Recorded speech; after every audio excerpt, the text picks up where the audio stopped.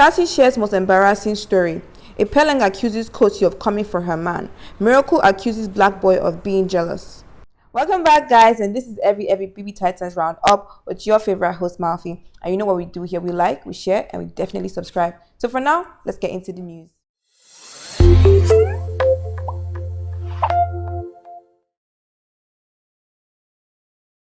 First on our list of news, let's discuss Blaqboi as head of house. Yes, remember that Blaqboi became head of house on Monday, and it's just been a few days since he's been reigning in that seat. And he's doing a very what's the word? He's doing a job that we all knew he was going to do, because remember that this is not the first time that Blaqboi has been head of house. He's been head of house before, and the housemates were not really thrilled about him being head of house the first time, and neither they really thrilled about him being the head of house the second time. And let me explain this. This all started when Big Brother had given them their wager brief. You know how Big Brother gives them their wager brief on Tuesday. Oh, sorry, on Monday rather. So they had to discuss their wager brief, their task, okay, what they're going to do, how they're going to present. And Blaqboi reminds me of Pere from Shanya I season. I don't know, remember Pere from Shanya I season. If you guys are BBTITANS fans and you guys watch BBTITANS, definitely give this video a thumbs up, okay? And let me know in the comment section if you know who I'm talking about. So remember that Pere from BBTITANS season was one of those heads of house that really took that position quite literally and quite seriously, right? Unlike other housemates that maybe were dilly-dallying, he took his task full on, head on. And that's one of the things that Blaqboi is like. I remember that when Blaqboi and Ipeleng were paired, Ipeleng had called him to the side and warned him and told him, see, you cannot be putting a target on your back. So I really feel as though next week definitely he'll be up for nominations, or rather up for eviction, just because of the way he handles his head of house challenges. And this is not a bad thing, but if you think that Kanagaji is a tyrant, definitely Blaqboi is even worse. But let me explain how this whole accusation came about this week. So this week, while they were supposed to be practicing for their wager task, Blaqboi decided to call every single person so they can discuss the wager task, the whole housemates. But however, the housemates were actually tired. Like, he had talked and talked, and they were actually falling asleep, and most of them were actually sleeping during the meeting. The only person that was up and alert and ready was another general himself, which is the person of General Kanaga Jr. Okay, Kanaga Jr. was ready, but however, he did stop Blaqboi halfway to tell Blaqboi that, see, everybody's quite tired right now, so you're kind of giving instructions on deaf ears. And I'm happy that Blaqboi did take the instruction and take the lead and let the meeting end short. But what do you guys think about Blaqboi's reign as head of house? Do you think this will definitely put a target on his back? Let me know in the comment section.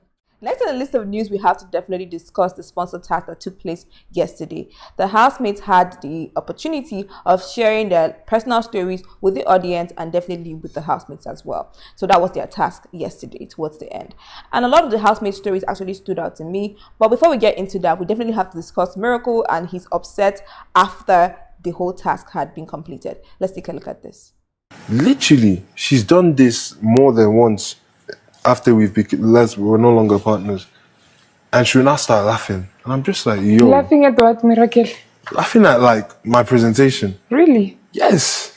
So yes, as you can see, Miracle went to discuss the fact that he was really obsessed with her laughing while he was sharing his story. A very emotional story, to mind you, but I will definitely get into that story later on as the show progresses. But yes, he was visibly upset, and he went to go and meet her and let her know that, see, we were partners before, and when we were partners, we supported one another. So I don't see why now that we're no longer partners, now there's no longer the partnership, that you would still, you know, laugh at me while I'm doing my task. On top of that, he also further explained that he also feels as though Blaqboi is definitely jealous of him, and the reason why he accused Blaqboi of jealousy is because Blaqboi himself was also one of the housemates that were laughing at Miracle. Now, we don't know for sure if Blaqboi was laughing at Miracle or Blaqboi just happened to be laughing while Miracle was saying his story.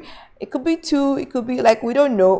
What do you guys think? Do you think Blaqboi actually is jealous of Miracle, or do you think this is all in Miracle OP's head? Let me know in the comment section below. Now, speaking of Miracle's story, yes, so Miracle's story, the story that you want to know, I know you guys want to know that story, so let's get into some of the stories that stood out to me yesterday.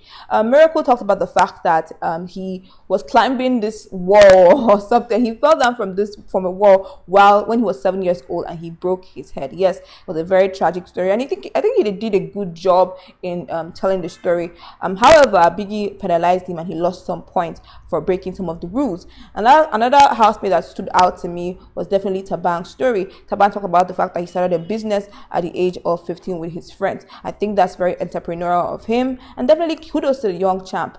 Another story that definitely stood out to us and was one of the housemates that actually won was Khosi. Khosi told the story of how she was one of the first people in her house to actually complete a university degree. She's the first person in her family to go to university. So kudos to her. Kudos to Khosi. Khosi the smart. So okay, we are excited that she definitely has a university degree. Okay. The winners for this task were actually Kanaga Junior, Justin, and Khosi.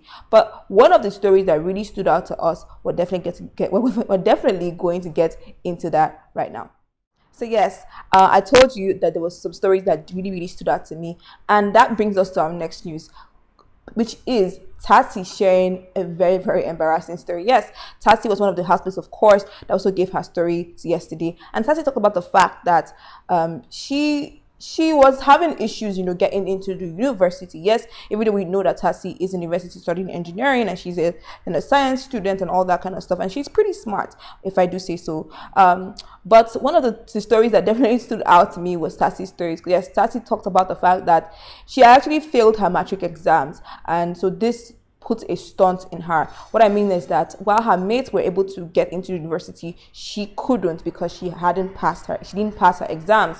As a result, she felt demoralized and down, depressed, and her family tried to encourage her. Maybe she should definitely take a job, do something else. And she wanted to thank her father for seeing her through, encouraging her, and definitely now she's in the university. So I think that's one of the stories that really touched me. But I don't want to talk too much. I want you guys to just get a little bit of snippet of just this storyline.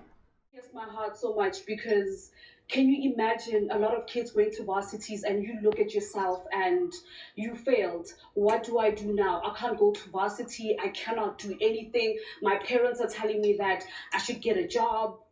Yes, if you're back, guys, definitely we have to talk about Ipeleng's story and get into the Ipeleng story. So Ipeleng talked about the fact that she was diagnosed with anxiety, and actually she has talked about this story before because she had done that in the beginning when they had to introduce themselves when they first got into the house. So it's not a new story, it's a sad story, yes, nonetheless, but we kind of have already heard this story before.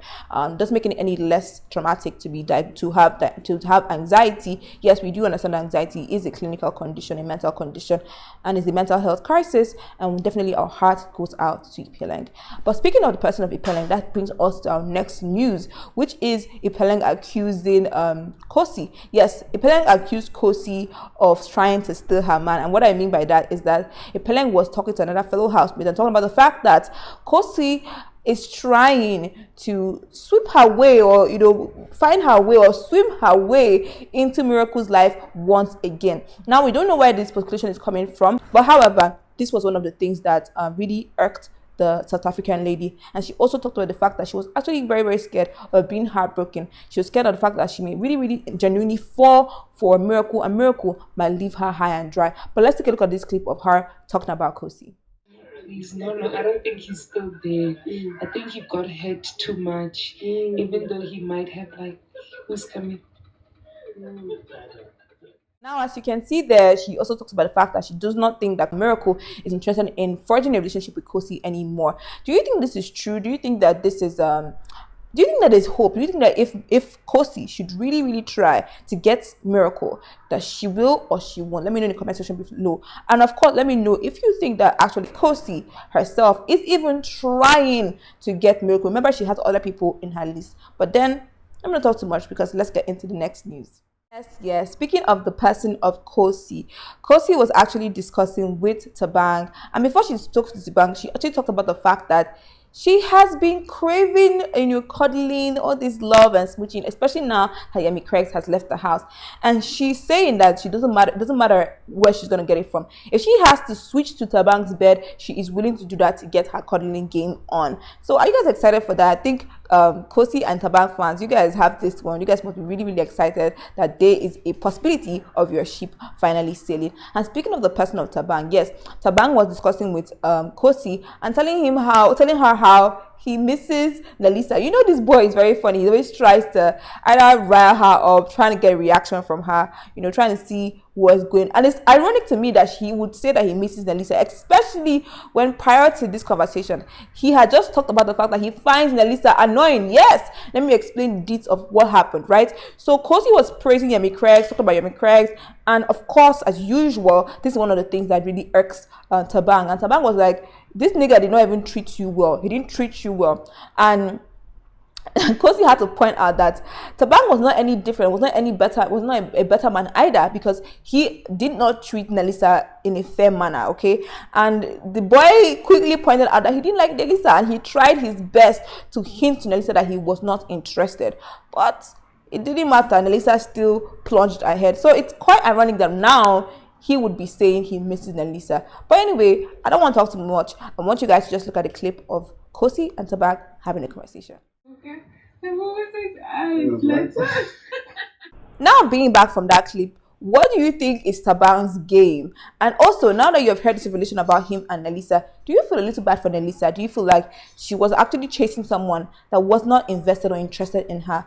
And guys, we already know that breakfast is something that everybody's trying to avoid. So tell me how you feel in the comment section below. Speaking of Khosi, that brings us to the next one news. People are coming for Khosi's job. Yes, you heard me right.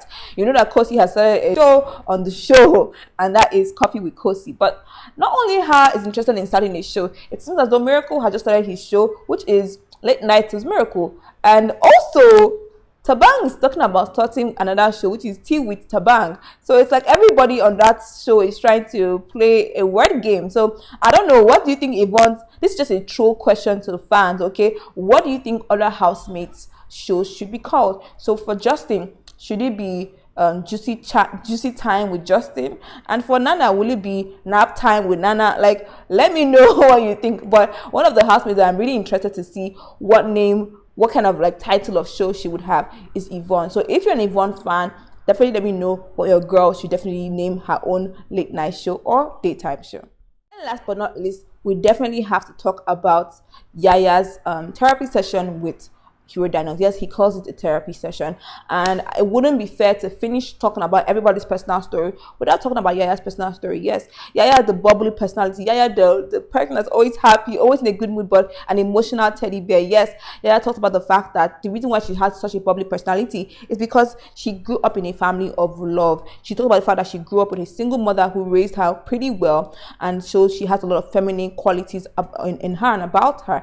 And she also talked about one of the things that really pains her the most, that she had to even block this experience from her head completely, and that is being in an abusive relationship with her boyfriend. Yes, she talked about being in an abusive relationship with her boyfriend.